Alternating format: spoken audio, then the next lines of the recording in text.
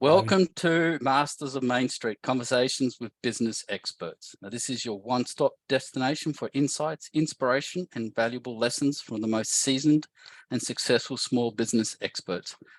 I'm your host, Steve, along with my business partner, Rebecca, of RP Broadwise Partners. Now, together we bring a wealth of experience across the corporate board sector and small business advisory.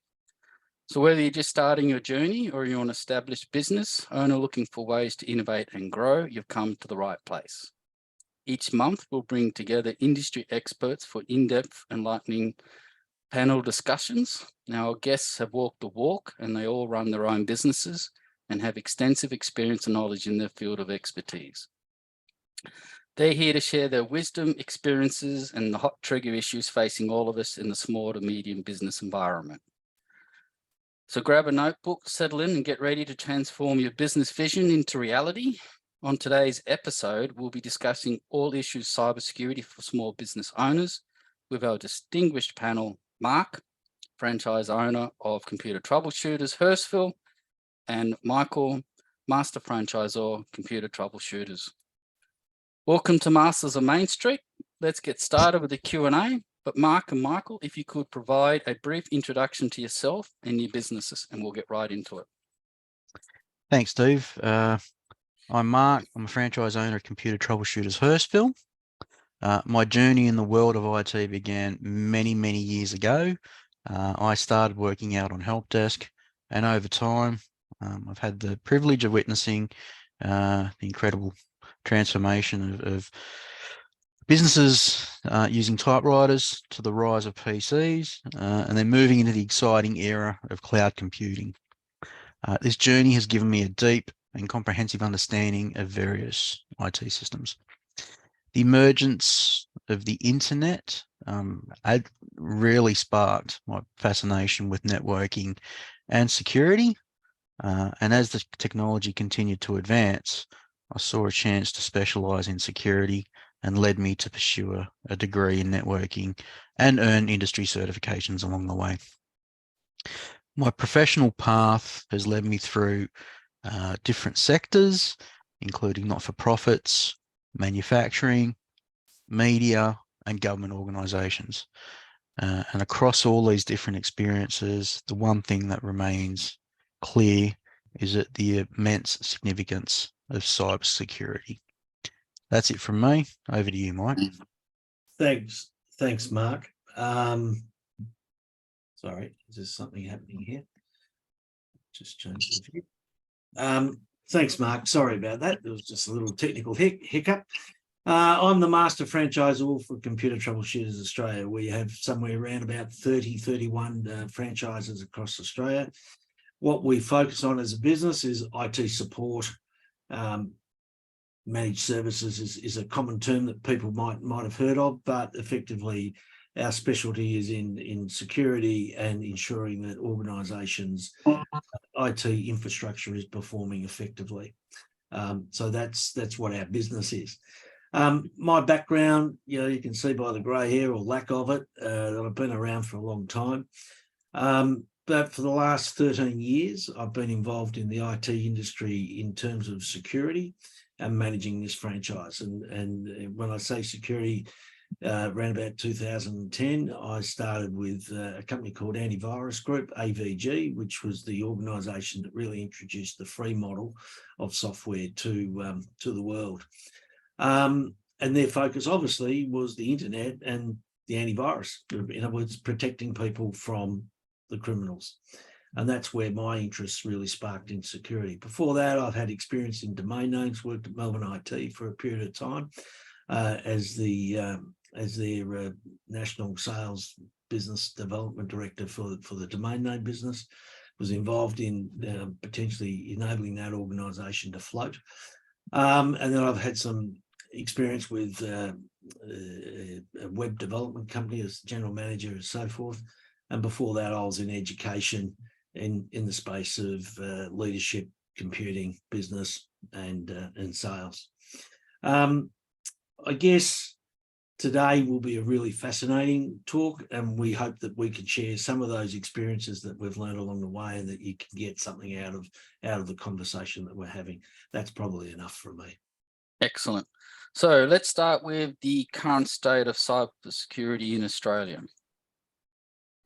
Okay, I'll answer that and start with the statistics do not lie. In other words, if you do your research, you will find that there are statistics everywhere about the size of this problem. What is interesting is that this industry, the cyber criminal market, is probably in about another 10 years. I remember hearing this at a conference only about 6 months ago, where they said the third largest GDP in the world will be the cyber criminal industry, right? It will have the third largest GDP. Just think about that. More importantly, what are some of the statistics in Australia that really tell us about the size of the problem? Well, the first one is the cost of a cyber attack. And the reality is, for a small organisation, so 1 to 20 employees, so the SOHO through to a 20 employee organisation, the cost is roughly $39,000, as reported by the Australian Cyber Security Centre in their annual report. $39,000. If you think of a medium business, which is up to 100 employees, so 20 to 100 is the classification, it's $88,000. So that's a significant impact to an organisation's cash flow and ability to survive that. Larger organisations, the amount is considerably less at $62,000. You might ask yourself, why is that? Well, that's because larger organisations are spending money on solving the problem and preparing themselves to defend against the problem. Medium-sized organisations and small businesses in particular are yet to really take that challenge on, though there's more and more awareness of it and the need to do it. The other sort of key statistics is, if you think about a cybercrime being reported, so we do have a national reporting framework. There's a report every 7 minutes. So if we talking on this topic for 45 minutes, you divide that by 7, and you're going to see how many cyber incidents are actually reported while we're just talking about it. There was 25,000 calls on average, or 69 per day, to the help centre at the Australian Cyber Security Centre. That's an increase of 15% on the previous year. Now, these stats are from last year's financial report at the end of whatever month it was, July, June 2022. I expect the next report we're going to see significantly more numbers around these sorts of statistics. And I'm presuming that these are also there'll be a lot of people not actually reporting, so these numbers are probably low. Correct. My estimation is we've probably only got about 10% of people reporting. So, multiply it by whatever number that works out to be.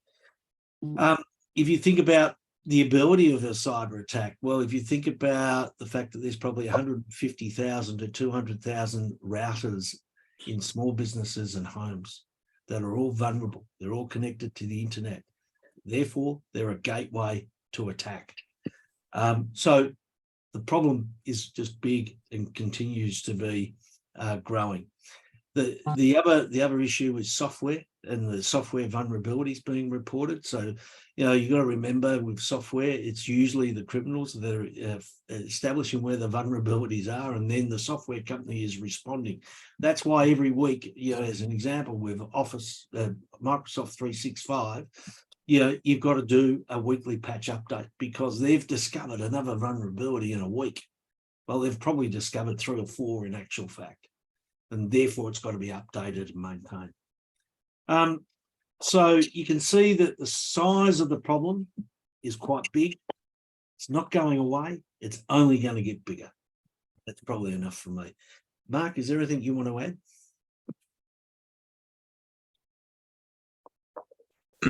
Sorry, I was on mute again.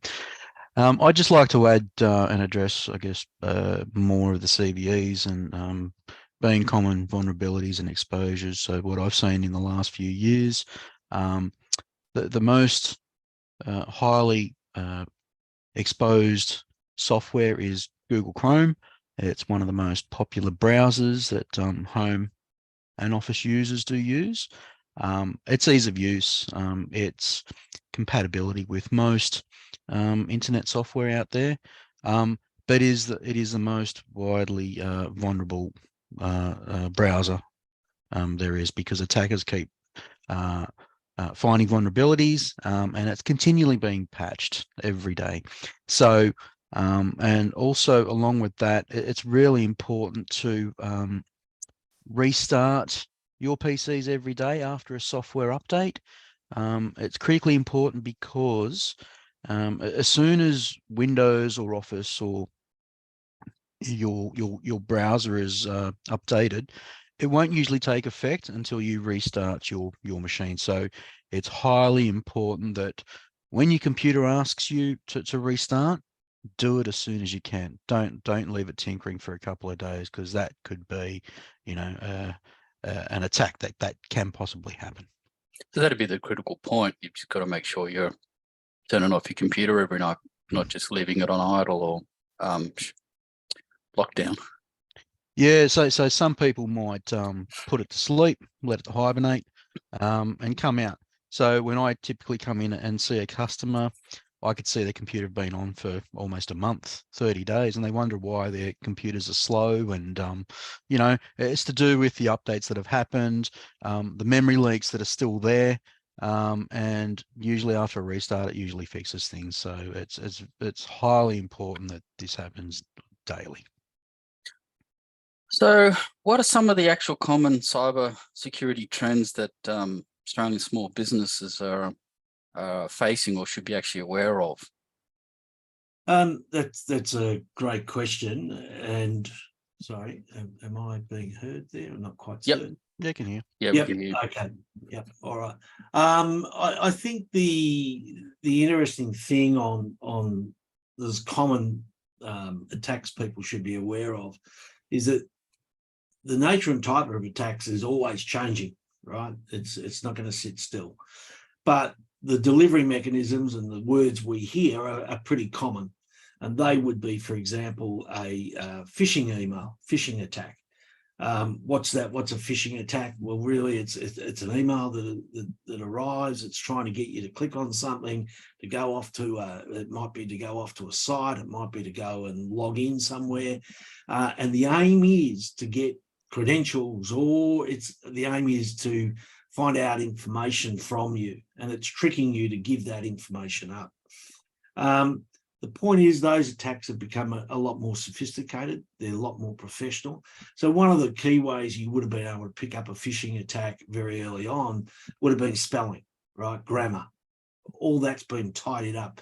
Why? Because they're getting more and more professional at it and more experienced at it. And remember, really, in terms of phishing attacks, if somebody launched a big phishing attack across an organisation, they only need about a 0.25% response rate. In other words, somebody clicking through 0.25 of an organisation, and they're going to get heaps of information. So that's one of the common ones.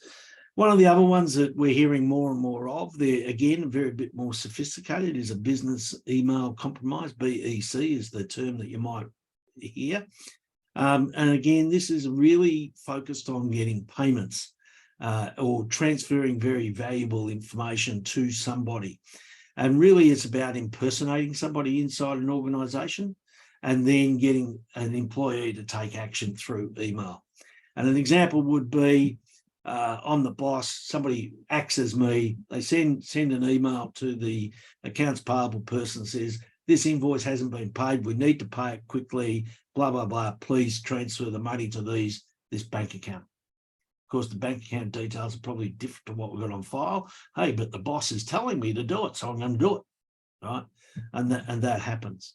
How do those attackers get to impersonate somebody? It's really quite easy. Social media. It's unbelievable the amount of information we give away on social media. Think about it: LinkedIn, Instagram, Facebook. We have company pages. We've got a website, etc. We do press releases. We use our name. We'll say, contact us here. We give all that information out. And as a result, the criminals are doing their research, and eventually they get that information. I guess one of the other things is they will often sit inside, once they've hacked in, especially around business email compromise, is they might sit in your network undetected for a period of time before they launch an attack like this. In other words, they want to see what's happening with the flow of emails, etc. So that's another one that's out there. And of course, the one that everybody sort of talks about is ransomware. We think about ransomware because we've heard a number of reports around people who've paid the ransom. And ransomware, again, is very much an attack delivered through email, getting you to click on something which actually executes an executable file, and it blocks and encrypts all your data. All right. And you might get a blue screen in some instances, or you might just get a message that pops up that says your data's been encrypted. To unencrypt it, you need to pay the ransom. And of course, a lot of people will actually pay that ransom. Is that the right thing to do? Probably not, because they might unencrypt it or they may not. And secondly, if they do, they're probably going to attack you again in 2 weeks to get another amount of money. Why? Because it's a bit like, if you had a kidnapping situation, you pay the ransom, well, they're going to do it again, aren't they? So that's all about ransomware, and that's the one we hear a lot of incidents about in the press.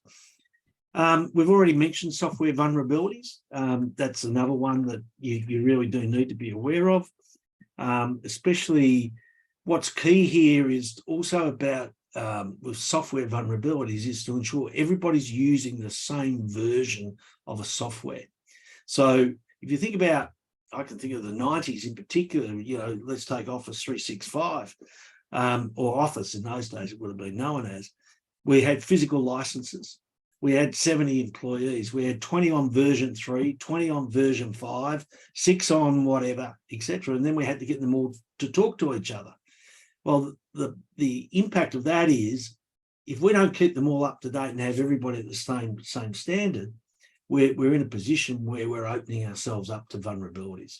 So patch management, and the advantage of software as a service is that you've got everybody in the organization using the latest version of that software.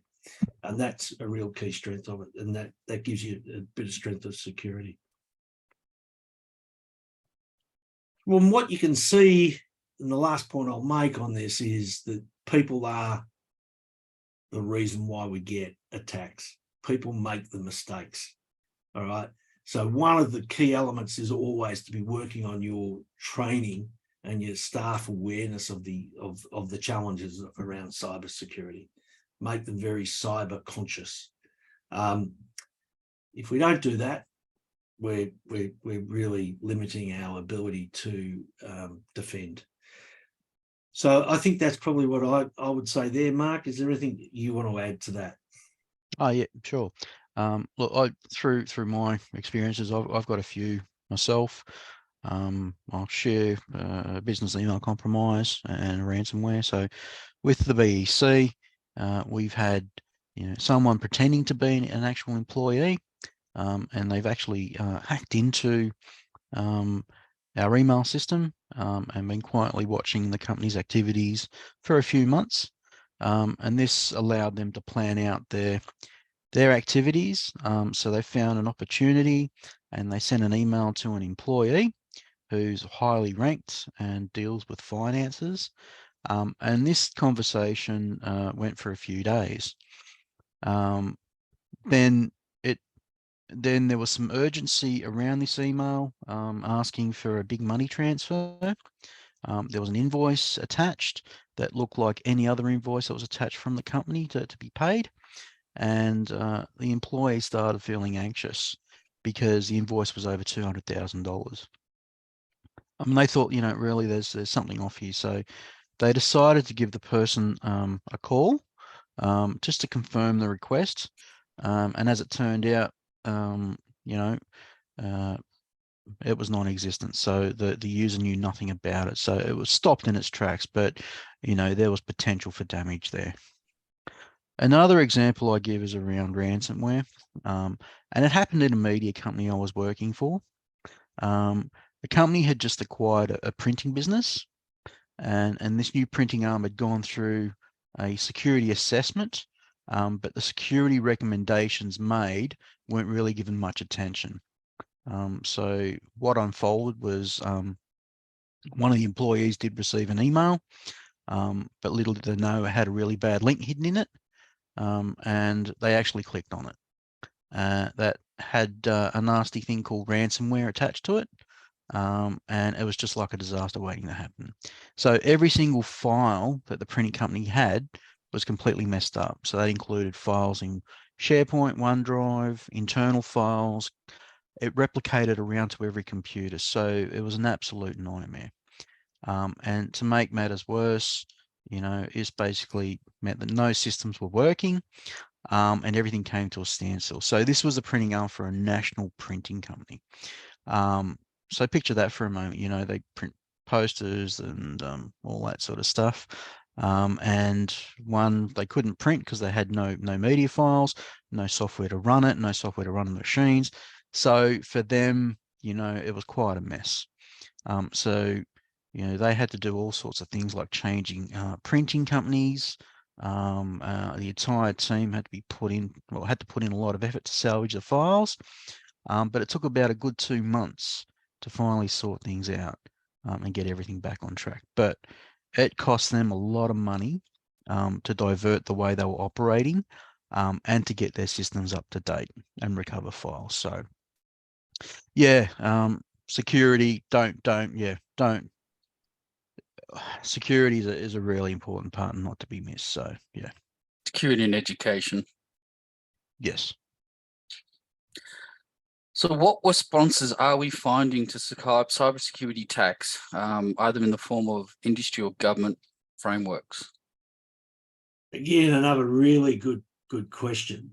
And I guess the problem in itself, how do you regulate this? How do you create a framework that you can enforce? But I guess the initial start of a regulatory framework has been the privacy laws. So, and this is, if you think about it, there's going to have to be a number of government agencies across all the requirements, if you like, and therefore it can get complex, confusing, and you can ask yourself, well, where do I go for data or information?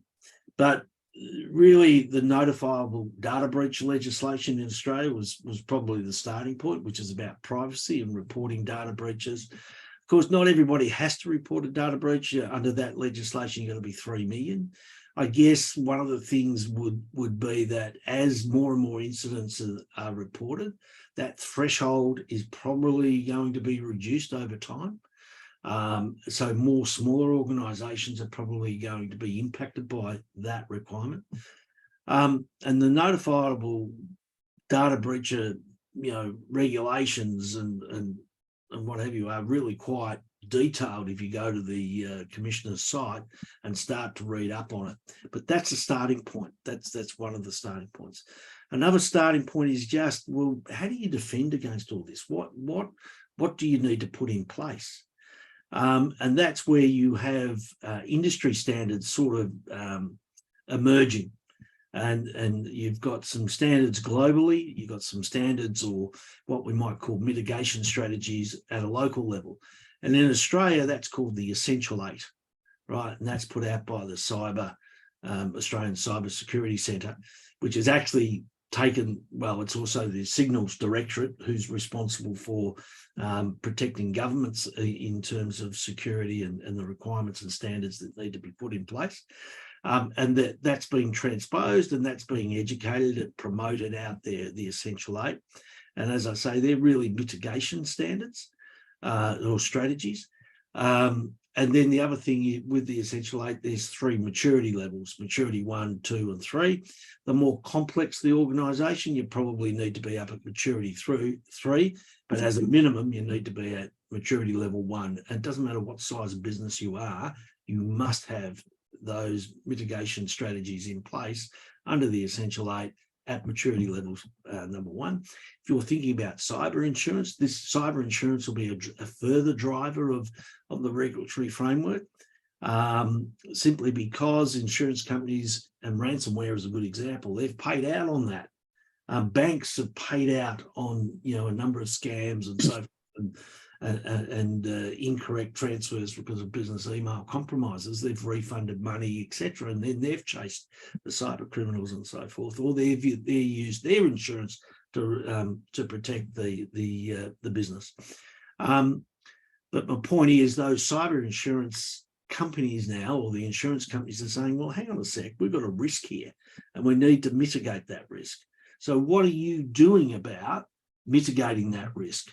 And that's where a small organisation, doesn't mean, a small business, a two-man operation will need to address the issue of cybersecurity, because if they want that cyber insurance, they're going to need to have certain standards and processes in place, and they're going to need to demonstrate that they're protecting themselves or preventing themselves from being attacked as much as possible, and then they've got to be able to show that they can recover, right? So that's going to drive some of it. So yeah, I guess that's a sense of the regulatory framework. In terms of a global standard, and what I would call something that I'd be talking to about with my IT support person, and this is something that we're very conscious of in our particular franchise network, is getting people across what's called the NIST framework, which is basically a framework that's internationally, really came out of the States. I'm trying to think of the acronym, what it stands for. But that framework simply says your cybersecurity posture needs to be able to identify. In other words, you need to identify what your risk is. You need to be able to identify what areas are vulnerable. Then you need to protect. You need to put a whole range of strategies in place to protect. Then once you've got those things in place, so an example, for instance, is endpoint protection on a computer at the end. You need to be able to monitor it so that you can detect if something's going wrong, right? And if something's going wrong, you detect it and then you start to respond, right? So they're the next two elements of it. So it's identify, protect, detect, respond. And then if it's a data breach in particular, you need to recover, right? And obviously if it's ransomware, you need to recover. So there's the last stage of that framework is recover. And what you can actually do is you can overlay that by have that framework at the top, and then underneath that have all the mitigation strategies that the Essential 8 is talking about, and you'll see which boxes they fit into. But as an organisation, if you're thinking about our cybersecurity posture, what's the framework I can use to assess that? It's probably the NIST framework is the key element, but you would always make certain you got the Essential 8 strategies in place in Australia, because that's the key element that cyber insurance companies are going to be looking at in particular. That's probably enough on that, Mark. I don't know if you want to add anything there, but I think that's probably covered most of the regulatory framework. Yeah, you've covered everything, Mike. I was just going to ask another question, because what would come in my mind is I might not even know if I've been attacked. They could be sitting in there, but I'm presuming if the NIST system was put in place, it would pick that up, because then because there'd be a lot of small businesses about to fall into the reporting requirements. If it's 3 million and up, it's not exactly a big turnover hurdle. No, it's not. I agree with you. It's not a big, if you think about a business and trading volumes and what have you, it's a turnover number. It's not a profit number. So, yeah. But there's also, there's still a lot of small businesses that, would fall out of that framework or the reporting requirement. So, yeah, I think you need to think of it from the viewpoint is you got to have that framework at the top and then say, am I able to identify? Am I able, right? And that's what your IT support person's doing. They're putting the tools and processes in place to ensure that you're able to detect somebody acting suspiciously in your system, right? So, one of the things I say today, most businesses, if you're going into business and whatever, you're going to say, well, we need an advisor in terms of accounting, finance, etc. We need a lawyer. We need a business coach or whatever, a strategist, etc. Well, the other key one today is you need somebody focused on IT. It's just a given. You got to have it, and security. That's you got to have your security advisor. I think that leads on very well to the next question, which is, what do you see the role of boards or advisory boards in relation to cybersecurity? I know this is a hot tip topic at the moment with executive boards. Yeah. Well, look, I think the essential thing is, well, the first point for a board is to think of this not as a technology issue, but a business issue. That's the first thing. Because if you think of it as a technology issue, you're going to say, just give it off over there. We don't need to worry about it. Why is it a business issue? Because you've seen what the impact is. If a business is disrupted, if it can't operate for 30 days, what's going to happen, right? And a board has a responsibility to ensure that the business is operating, and that it can meet its commitments financially. It's not, trading insolvent and all those sorts of things. Well, a cyber attack can make you insolvent very, very quickly. So that's number one. The other things in terms of what approach should a board take is, well, ask yourself these questions. Do we have a cyber strategy? Like if I'm a board member, I've got a responsibility, a fiduciary duty and all those sorts of things under the Directors Act and what have you. Advisory boards, it's probably a little bit different, but you're there to help and advise, right? So you need to think of it from the viewpoint, do we have a cyber strategy? That's the starting point. And if you do have a cyber strategy, when was it last reviewed? Because one of the last things we want to be able to do with a cyber strategy is build it 5 years ago and not touch it. This is a continually evolving landscape. So your strategy needs to evolve with it. Then we've got the strategy. As a board member, tell me what it covers. What doesn't it cover? What are we missing? Okay, because that's what we need to put in place, right? And of course, as I said before, what's the time for reviewing it and reworking the plan? And who's got the accountability for it in our team? Who's actually handling this? All right. So that'd be the first big consideration for me. The second one is the board's members' own knowledge and skill set in cybersecurity. What do you know? What don't you know? You're no different to any other staff member effectively at that point. In other words, a ransomware attack or a business email compromise attack might be directed to you as a member of the board, and you go and make the human error. Well, that's not going to do your reputation any good. So really, I'd say it's also about educating and putting in place a strategy to make certain the board is up to date in terms of their knowledge and experience around cyber awareness and cyber trends. Next one is, the capacity to respond. So we think about that NIST framework. It says respond and recover. Well, how do we do that? What do we need to have in place? Well, the first thing is you've got to have an incident response plan, right? That's the first thing you need to do. And there's a whole lot of plans that we can talk about. So we'd say have a data breach plan, have an incident response plan, and then we might say have a business continuity plan. And effectively, each one is a subset of their, builds up to the total plan. But at a minimum level, you've got to have a data breach plan and you've got to have an incident response plan. Because what does that do? It tells us how we're going to respond. It means we are actually going to respond.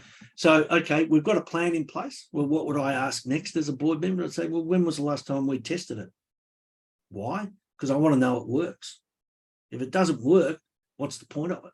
Okay, we need to do work on it. So that would be the other consideration that I would have in place in terms of the planning side of it. And then just generally speaking, I'd be probably asking the questions around, and the Essential 8 framework here probably gives me an ability to ask what is our maturity level, etc. So understand the frameworks as well, so you can ask the right questions of the business. right? And the people responsible in the business.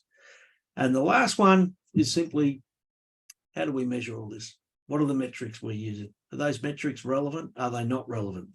That's what I would question. But firstly, do we have a metric? If we don't have a metric, what you don't measure, you don't know, right? So that to me is pretty critical for boards. That probably sums it up. Rebecca, did you have anything you wanted to add or query in particular? In regards to the business continuity planning and how they fit in with the incident strategies and the cyber strategies. Say that again, Rebecca. I didn't quite get the first bit. I said I think that we were going to discuss business continuity planning, and you, as it came into the cyber incident reporting that you talked about, and the cyber strategies, and how we can have a holistic approach. So that was covered. Yeah. Okay. Excellent. So let's get on to the really hot stuff now. Practical tips for a small business to undertake. I think we've mentioned some of these, but we probably expand on them, the essential 8s and the NIST. Yeah, I'm going to throw to Mark here. Hear that, Bus? Yeah, right down my lane, mate. He's the implementer. I'm just the talker. No, not really. But look, again, there are so many things you could do. I think Mark will probably just focus on 4 to 5 key things. Yeah. Look, a great starting point is to put into action the essential 8 controls. When you take a closer look at the essential 8, there are a bunch of other strategies that should just be normal and part of how things are done. But you've got to keep in mind that some of these strategies might be a little different based on how big or complicated the business is. A few examples of dealing with the essential 8 controls is one of them is multi-factor authentication. Just making sure all the apps that you use in the cloud or practically anywhere is to be applied. You know, it's an additional layer of security, and you know, it's not just about using a password. It's about something else that you need to get in, and that's pretty helpful in keeping things safer. Also ensuring that you have a comprehensive data backup process. And the plan is all about making sure that your data gets safely copied elsewhere. That way, if something bad happens, you can get your data back quite easily. It's also crucial to test the data just to make sure things work. And you need to monitor continuously. So it's not just set and forget, it's a continuous process. Ensuring you also have a regular patch management process across all the applications used, you know, thereby you're limiting your impact of known vulnerabilities out in the wild. Another key one is educating your staff, you know, training in a structured way to identify the gaps in knowledge. And, you know, you usually take an assessment and potentially implement, you know, controls maybe such as a phishing test, but just ensuring this is a continuous plan and also not a once-off event. Yeah, sorry. So I just Go want for it, Michael. on the phishing side of things, when you do a phishing test, it's not about doing it once. It's about doing it regularly. Why? Because you're going to find people change in time. So you have turnover of staff. So you need to be testing new staff as much as the old staff. And the other thing that happens with time is we forget. We are humans, right? We do forget things. And therefore, you need to be tested again. And it's not to be a negative, but you can make it a bit of fun, really. And you can have a competition. You can do all sorts of things to make it fun from a learning experience. But yeah, sorry, Mark, continue. Oh, sorry, Steve, you were going to ask. Just a quick question, because we're on like, if you have a business with, say, 20 employees, how do we engage that staff training? Because I wouldn't want to be leaving that to the business owner. I'm presuming we would bring the IT guys in, yourselves in, and yeah, have it explained what we should be looking out for and all that sort of stuff, and running these random tests. Yep. Yeah, exactly. You know, we've got a number of tools available to us that would do the assessment. So you basically answer multiple choice questions, etc. Based on that, you can actually build within one of our tools and effectively a personalized development program, right? So there's modules that you can go and do. You could also develop your own modules if you wanted to, or we could develop a module based on the results. That's also possible. And then the phishing examples, all our suppliers that we're using have that capability to generally create phishing environments that we can test in and obviously report back on. Excellent. Thanks, Mark. Back over to you. Yeah, thanks, Dave. Another one that we apply is a strong password policy, and make sure it's implemented effectively. Just ensuring passwords comply to a standard. So frequency of change, and using a corporate password manager, because you may use, like myself, you may have access to 200 different accounts, but you don't want to use the same password for almost every account. So these passwords managers generate a 20 to 30 character that you implement. You don't need to necessarily test it. It'll also incorporate your one-time password authentication, so there's an added layer of security there as well. So, Mark, is that like one of those fob things or something, or is it something like that sits on a USB? Or it's something that it's an added extension to your browser. It can be yes, an app on your phone. It really depends on how you like working, and it's personal preference. But for me, it's a password manager attached to my browser, so everything's in the one place, and it is quite secure, and everything's quite different. So I don't have the same password for absolutely everything.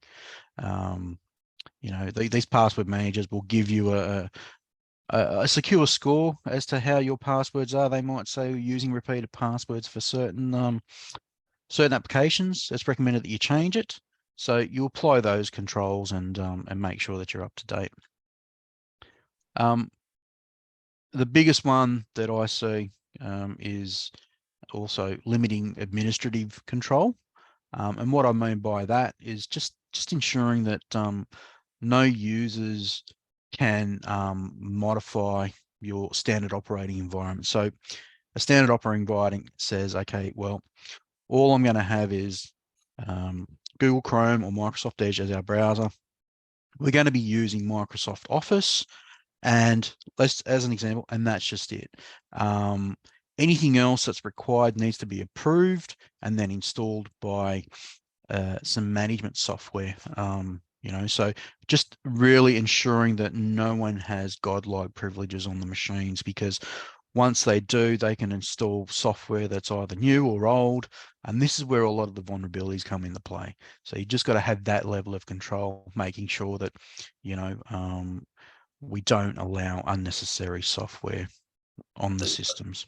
I'd also say there, in the current environment of the hybrid workforce, that's more important than ever. And you'd also have to be very careful of the scenario where somebody's using a desktop in the work environment, then they go home and they're using their own desktop and connecting to your network and so forth.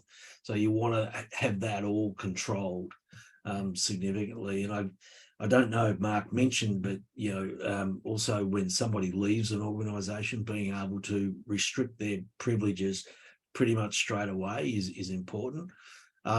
People leave organisations for a variety of reasons, but there are some people who aren't happy about their exit from an organisation. If you don't offboard them quickly enough, they've still got access to everything. And unfortunately, they may just decide to do a bit of harm. So that's really important that you've got that process down pat. And so that when somebody's leaving, before they leave the building, their access is taken away. So presume best practice, if you've got staff working from home, would be to purchase and issue the laptop to them rather than letting them go and get their own laptop or using their own desktop at home. That would be the preference. Yep. Yep. That you control the environment as best as possible. But there, as you go down in size of organisation, that becomes a little bit harder. But there's tools you can put in place which enable you to protect people working from their own machines to your environment. And Mark, correct me if I'm wrong here, but single sign-on is a good example of that, where where you're basically protecting and separating access out is the only way I can describe it. Yeah, and also for companies that, let's say they would require people to bring their own devices, you've got corporate data and you've got personal data. You need that separation between the two. And this is where a mobile device management platform comes into play. But if it's all corporate data and corporate devices, then that's not required. But it's an additional level of control there. Okay, so moving on. So in the last 12 months, in Australia, we've had some notable and high-profile data breaches. We can probably name a few like Optus and Medicare and Latitude. Do we know of any less well-known cyber attacks on organisations? Well, the answer is yes, we do. How much publicity they get will vary, but the big ones create the focus. And I would hate to think that ever didn't happen. I think after the Optus one in particular, there was a real reaction in the marketplace about people approaching us about their security, because they said, if it can happen to Optus, it can happen to me, right? And too often organisations in the past have been had the attitude, oh, it won't happen to me. I'm a small business, I'm a medium business, I don't have any valuable data. Everybody has data. Data is the lifeblood of business. And often just think of a customer, obviously you've got their name, you've got their address, you've possibly got their phone number, you might have a credit card stored. So every business that's doing that has personal identifiable data. Employees, you got their name, you got their address, you got their tax file, blah, blah, blah, right? So it is important that we have publicity around those big breaches, because that makes people aware. But there are heaps of examples of breaches that are occurring that you wouldn't even know about. And one I can think of here in Victoria was the Costa Group in Geelong, where there was a Costa Group was a produce company, and they had a data breach which effectively caused a lot of harm. I think it was a phishing attack from memory, but it cost that organisation a lot of money to recover from. But Mark, I think you've probably got some more real life examples from some of the clients you work with. Yeah. So one of my customers operates as a wealth manager, and they handle shares and funds for their clients, amongst other things. So Steve, you probably know more about this too. My conversations with them, so everything was going smoothly until one day they couldn't do anything with their clients' accounts. It was like their hands were tied.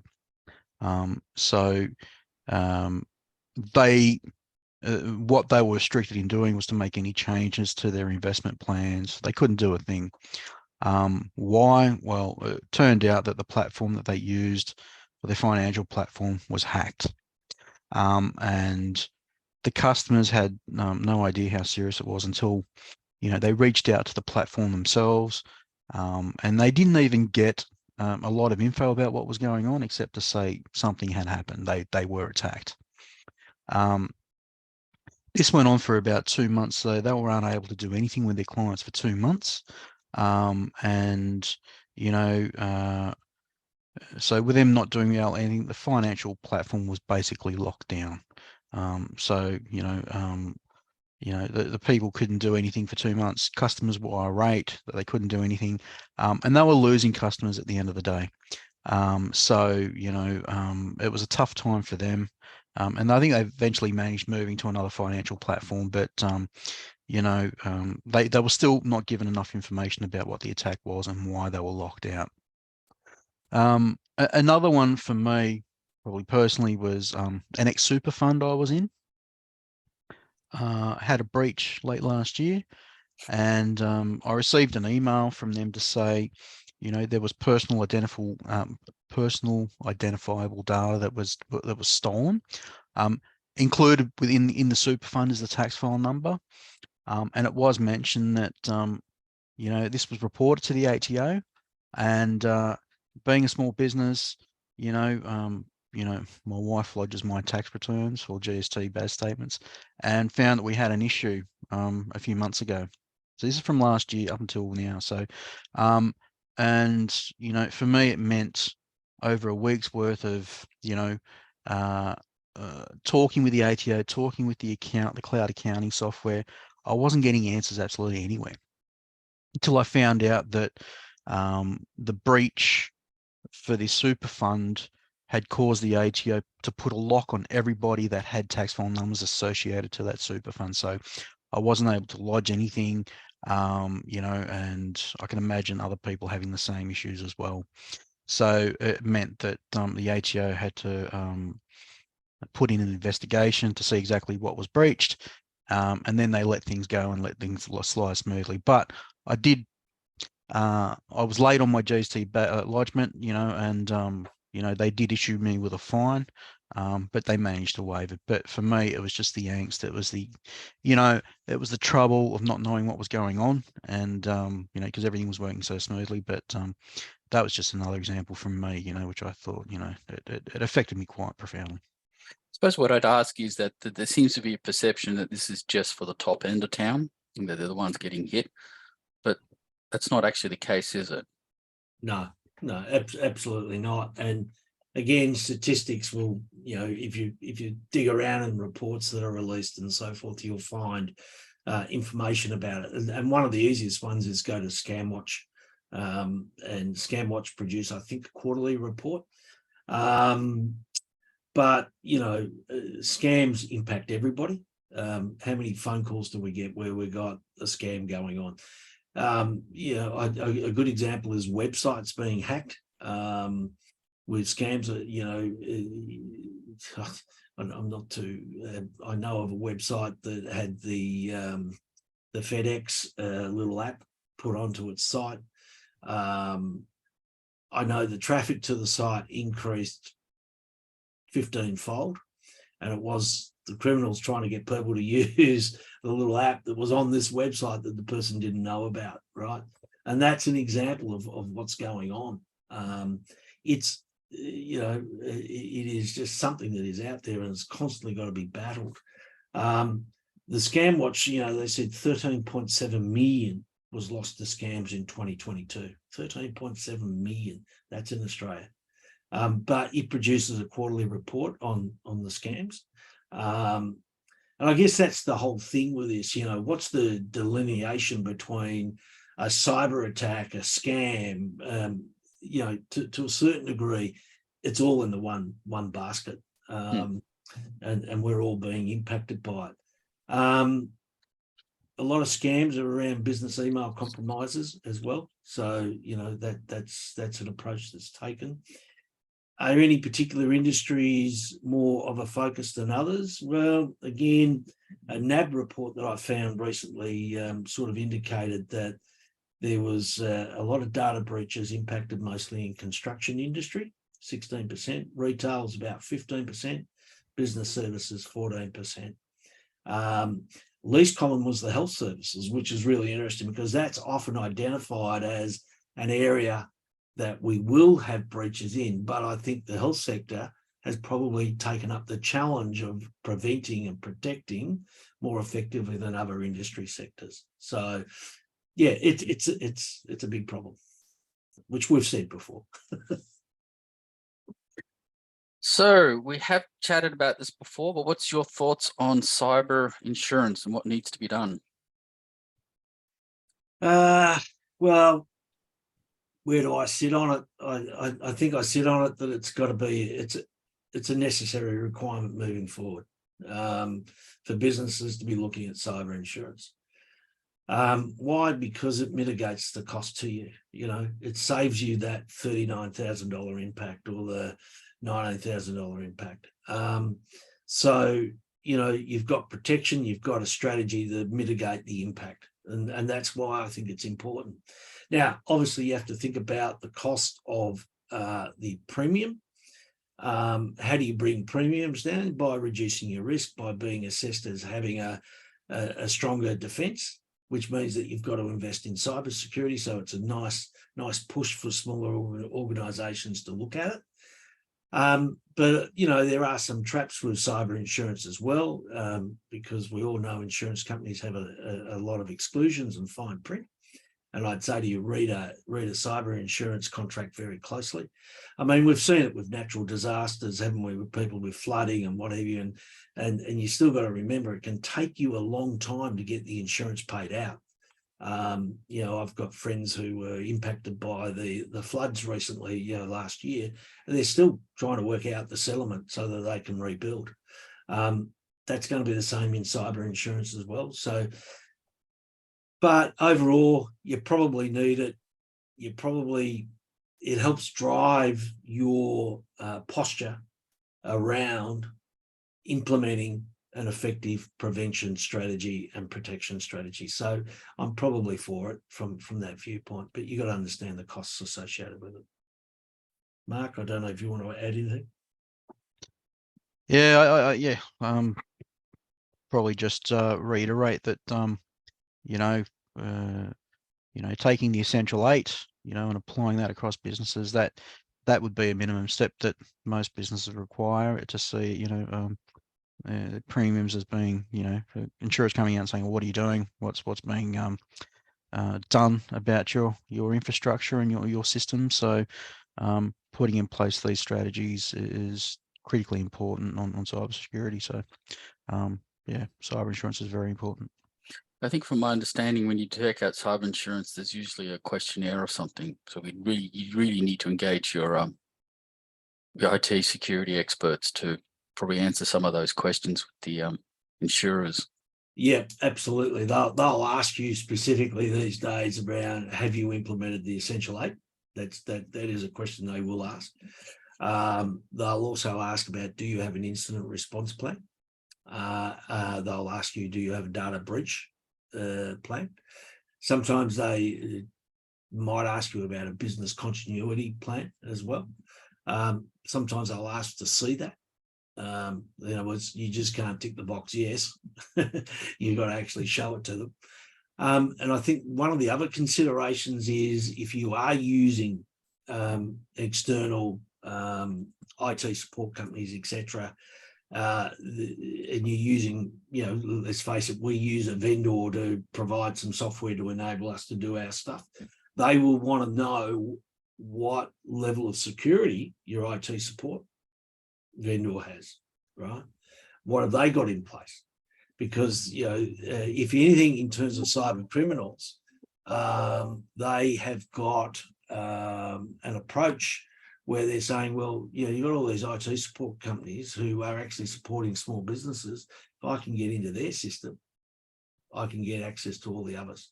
So rather than focusing on the end, they focus on the provider. So it's really important to have that discussion with your provider as to what have they got in place around this as well. So and look, I'll be upfront. That's something that we confronted this year as a franchise group with our own insurance when we were getting our coverage that we had to address.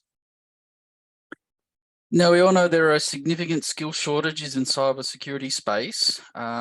So what options are there actually for small and medium-sized businesses that will struggle to, have a dedicated internal team? Mark, do you want to answer this to start with? Yep, sure. The key element to this is that cybersecurity is moving at a very fast rate, and it needs to be continually a point of focus. A lot of businesses out there don't have the resources to have an IT person, and this is where they should engage an IT support provider, much like computer troubleshooters. They're often referred to as managed service providers, or sometimes as managed security service providers. The effect that the provider brings, they service, they tailor solutions to the requirements of the business.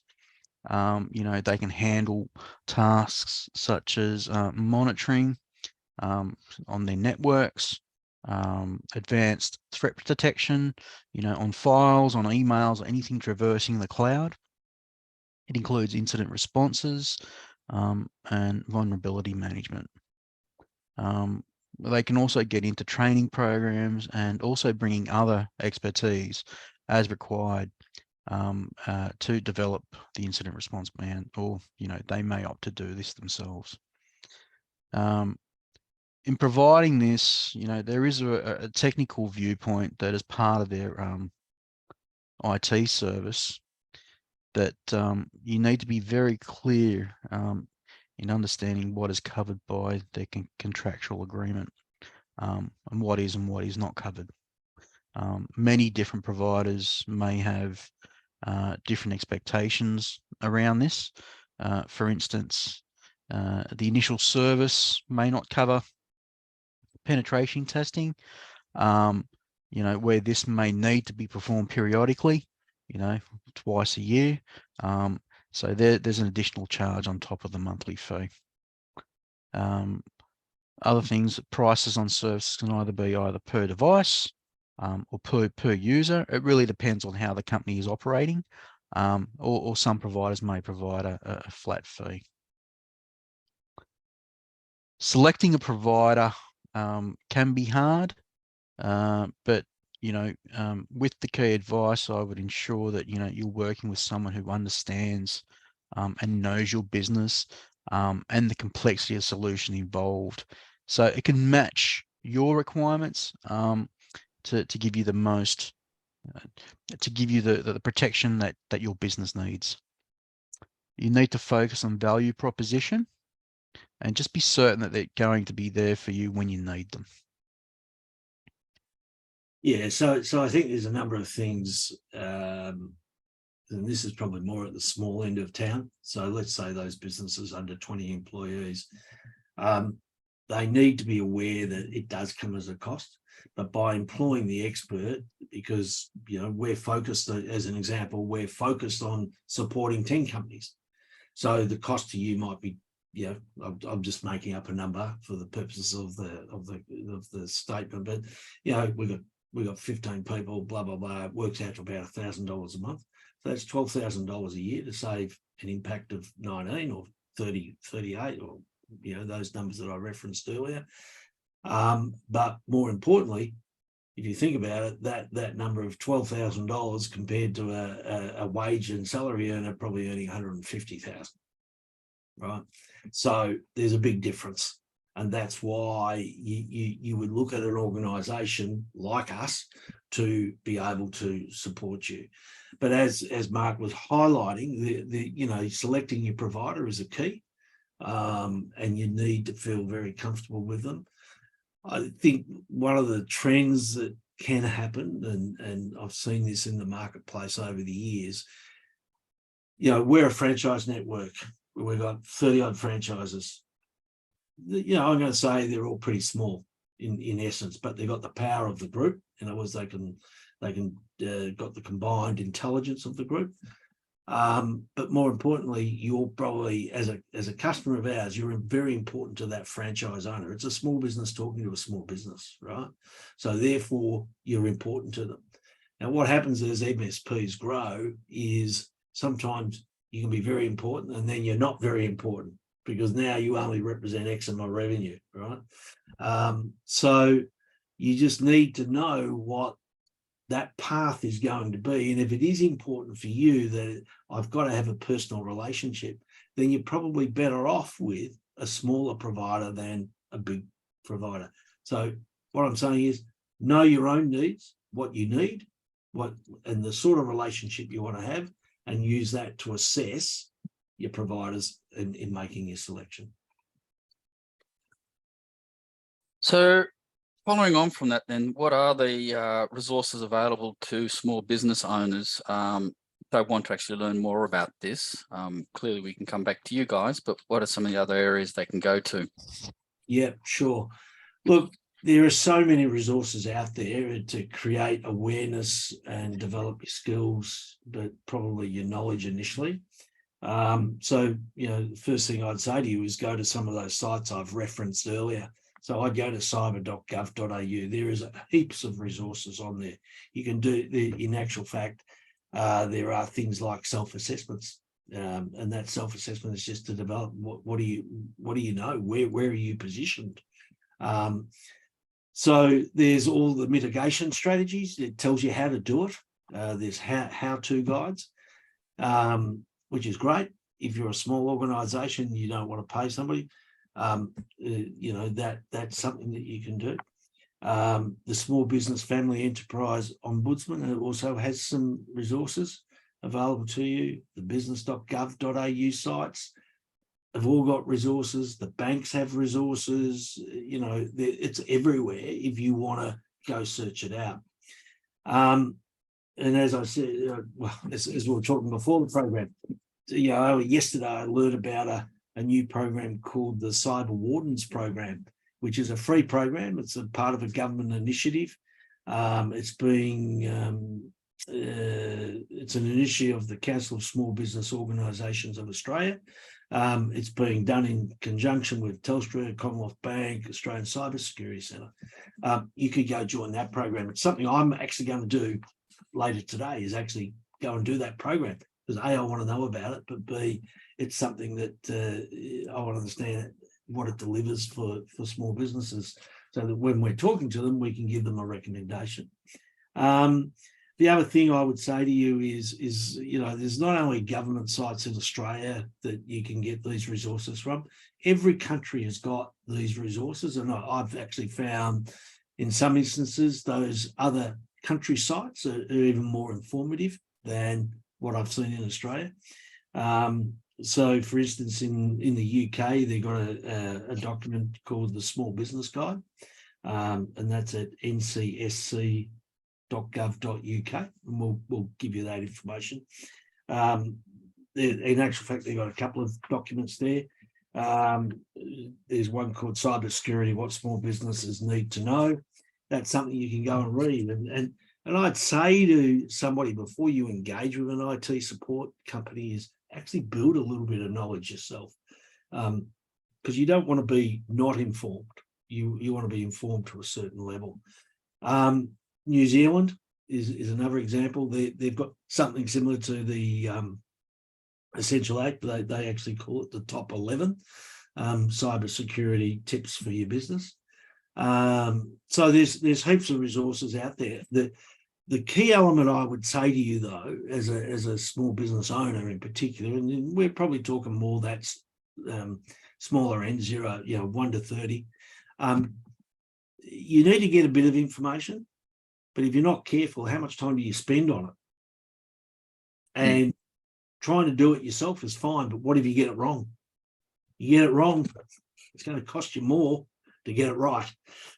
So sometimes it's best to bite the bullet. And I think this topic is about investment for the future.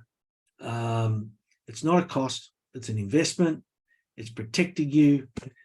It'll help you with your cyber insurance premiums. It will help you with the way you run and organise your business, etc. But you've got to have somebody internally in the organisation that is a little bit focused on it. And the smaller the organisations, where does that responsibility fall? Often it falls to the administration or the finance manager.